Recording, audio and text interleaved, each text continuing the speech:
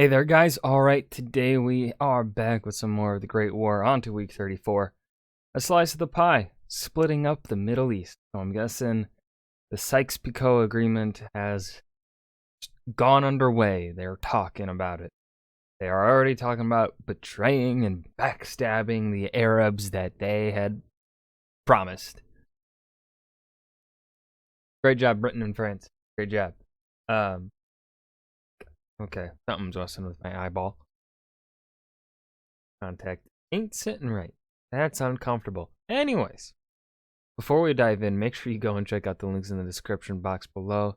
And please, join the Discord now. Let's just continue on with World War One. How do you make sure your ally really fights with you and won't turn against you at some point? I mean, what if they have a completely alien culture, an alien religion, an alien everything? Well, if you can't force them to help, you offer them something they can't resist. The Entente forces in 1915 were well aware of that, and that's why Britain offered Russia the prize of prizes. What did they offer? I haven't heard of this. Oh. Are they offering Russia the Strait? Are they offering Russia Constantinople? I'm Indy Nidell. Welcome to the Great War. Last week, we took a look at the typhus epidemic that was ravaging Serbia and preventing foreign attacks there. The Austro-Hungarian army was fighting the Russians high in the Carpathian Mountains, but going nowhere at a terrible cost in men. Further north, the Germans were regrouping to attack Russia in Poland. And in the west, the British had tried and failed to break through the German lines at Neuve-Chapelle. The French had been busy with their Champagne offensive, a continuous series of battles that began before... Hold on. Oh, wait, is that that looks like a painting. The ground there? Yeah, that's a painting. ...before last Christmas. Now, on March 17th, it ends, not with a bang, but with a whimper. The Champagne offensive was the first Allied offensive since the battles of Ypres and Yser last fall, and it highlighted changing strategies. French General Joseph Joffre had been pursuing a policy of concentrated attacks against tactical and strategic targets. But the British battle at Neuve-Chapelle highlighted what was now Britain's grab and hold philosophy, to bite off a chunk of territory in a wider attack with longer and heavier artillery barrages, and then hold it against counterattacks. But so far, neither of these modes of attack had yet been effective, and after nearly 3 months of the Champagne offensive, the stalemate in the trenches continues. French losses for the winter are estimated at 400,000 casualties. But the Allies had high hopes for breaking the deadlock elsewhere in Europe, specifically the Eastern Mediterranean. Now, on March 18th, what was intended to be a turning point in the war happened as British and French naval forces tried to force the Dardanelles. First Lord of the Admiralty Winston Churchill expected his ships to quickly push... God, you really only ever see old Churchill photos because, you know, World War II. You never see these young photos of Winston. Looking dapper, my dude. Looking dapper. Right through the Straits of the Dardanelles, into the Sea of Marmara, and then caused total panic in the Ottoman capital, Istanbul, when a whole bunch of foreign warships suddenly appeared off the coast. That panic, including the evacuation of all troops to the Asian side of the city. The British planned on using ships alone to achieve this. Foreign Secretary Edward Grey even told the War Council that he believed that the naval success achieved at the Dardanelles might result in a coup in Istanbul, and a new government would bring back Ottoman neutrality once again. Other ministers thought the victory would persuade Greece, Romania, or Bulgaria to join the Entente. Once through to the Black Sea, the Royal and French navies could link up with their Russian counterpart for an assault up the Danube into Austria-Hungary. This was suddenly the most obvious strategy to winning the war to everybody. And then there were the spoils. Secretary of State for War Lord Kitchener wanted Britain to annex Aleppo and Alexandretta. Alexandretta especially had a large Christian population and was a major Ottoman rail center. The Admiralty wanted to annex the whole Euphrates River Valley all the way down to Basra to prevent the Russians getting a foot or a ship into the Persian Gulf. Gee. Wow, Britain really wanted all that? And then they only ended up taking this. France gets this. Well, also, wasn't Iraq somewhat technically part of Great Britain, but also technically not. Like, they were pretty semi-autonomous. Kind of like Egypt at this point. Not sure. And in return, when the Ottomans were defeated, Russia would get Armenia, the Bosporus, and the Turkish capital itself, Istanbul.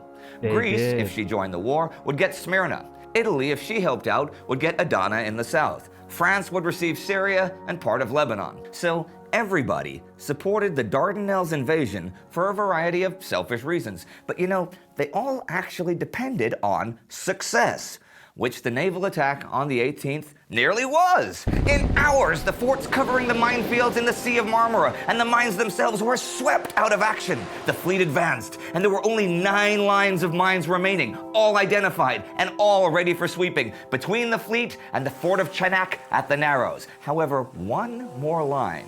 A single line of 20 mines had been laid by a Turkish steamboat 10 days earlier, and this changed everything. Oh no. 3 of the 10 Allied battleships were sunk. The British Irresistible and Ocean. The battleships were sunk. And the French Bouvet. Another one was beached and yet another put out of action. The attack was a failure.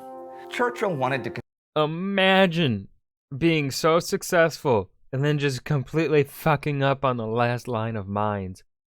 Oof. continue the attack the following day. But bad weather postponed it, and when heads had cooled, the senior British personnel decided it would be best to put the army ashore in the future and attack the remaining forts from the rear. You know what's funny? To prevent Russia from having Istanbul, the British had gone to war in 1854, the Crimean War, and in 1878 had sent a fleet through the Dardanelles to again warn off the Russians. And now, if a British attack were successful, Russia would take the great prize. Russia was trying for another prize this week, actually, the fortress of Przemyśl, which she'd had under siege for 4 months now. It's only been 4 months. It feels like so much longer. Let's see, 4 times 4, that's...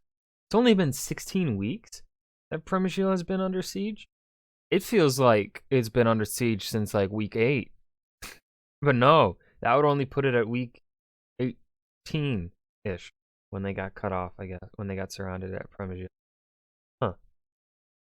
In which an Austro-Hungarian army, 120,000 strong, held out far behind enemy lines. Over the past 6 weeks, Franz Joseph's Imperial Austro-Hungarian army had launched 2 offensives against the Russians, with a major objective being to break that siege.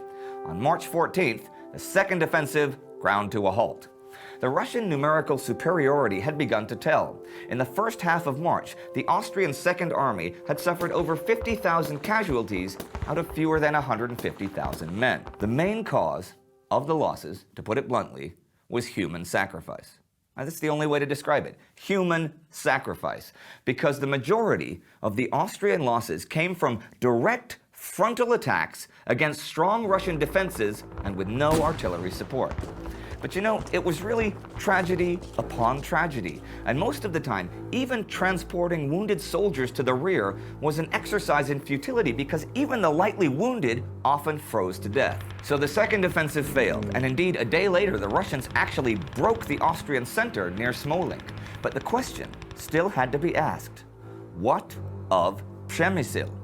Well, the garrison there was at the end of its tether. So on March the 16th, Austrian Army Chief of Staff Konrad von Hotzendorf launched a third Carpathian offensive. Woo! And on March the 19th, the army trapped in Przemyśl, who'd been living off of horse meat and bread fillers for months, attempted to break out. This attempt was a huge and very bloody failure. There had actually been no realistic chance for its success, but it had been ordered by telegram by Conrad to protect the honor of the Austro-Hungarian army. It later developed that Russian code breakers had cracked the Austrian codes and knew all about the breakout attempt in advance. Things were actually looking pretty good for Russia all week long, even in the far north, where at the beginning of the week, the Germans had launched a new offensive near Przasnysz.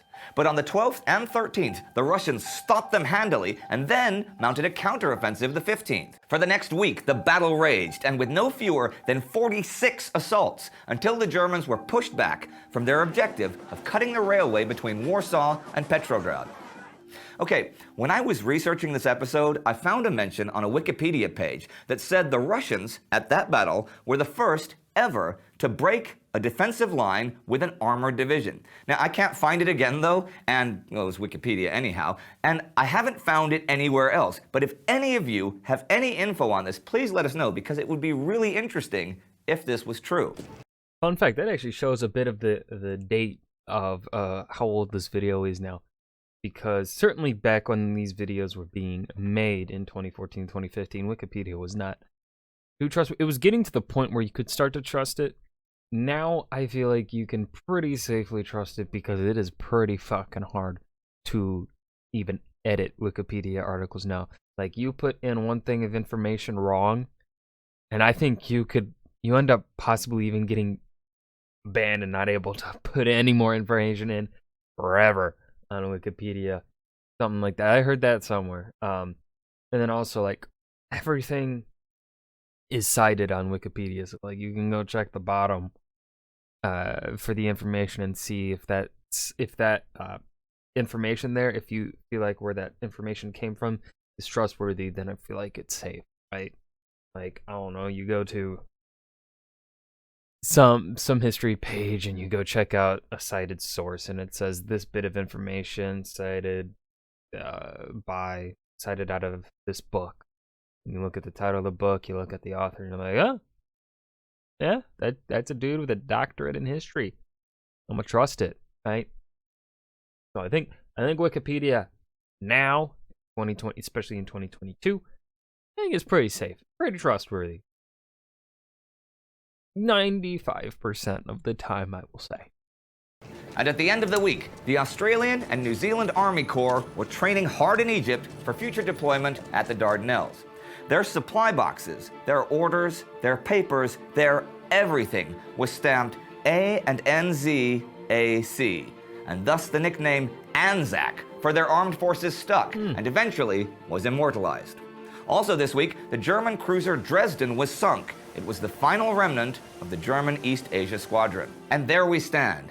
An end of an era with the German Pacific Navy destroyed and the Champagne offensive over. The beginning of an era as the Entente tries to break through the Dardanelles, and continued Austrian desperation in the Carpathians. I was going to talk about Russia and the possibility of Russia gaining control of Istanbul and the entrance to the Black Sea, but I'm not going to. I'm going to use this time instead to make a brief mention of the historian Sir Martin Gilbert, who passed away February 3rd, 2015, 100 years in the future. Old fuck. Gilbert was a historian of both world wars and was the official biographer of Winston Churchill. But it was his work on the First World War, specifically his book of that name, that was a major inspiration for and influence on this channel. Thank you, Martin. This show would not exist without you. Rest in peace. If you guys have interesting sources, stories, and that was a slice of the pie, splitting up the Middle East, the Great War, week 34. This was also one of those, it wasn't one of the slow episodes. This was a really entertaining episode, I'll say. I've mainly because I think things, again, as I say this every week, but of course, you know, sometimes maybe some of you may not have seen previous episodes or whatever. Maybe this might be your first time tuning into my reactions of the Great War. So I'm going to keep saying it every week. Sorry to everyone that hears it every week. But I think this is one of those episodes where whenever I say things are happening, I mean things are progressing. There are becoming results of actions that had happened in previous weeks, right? We finally have the soldiers in Przemysl finally trying to break out. It's no longer them just sitting surrounded. And then, of course, there's a third attempt happening to break them out on the Carpathian side. You have deals being struck among the British, French, and Russians in dealing with the Ottomans. The Dardanelles, there was an attempt on the Dardanelles, and it failed, which I think, again, stuff is happening. Stuff is getting done, whether for things are going good or bad for the side. So yeah, this was one of those entertaining episodes in my opinion. I hope you guys enjoyed too. Remember to hit that like button and subscribe for more. And I will see you guys in the next video. Peace.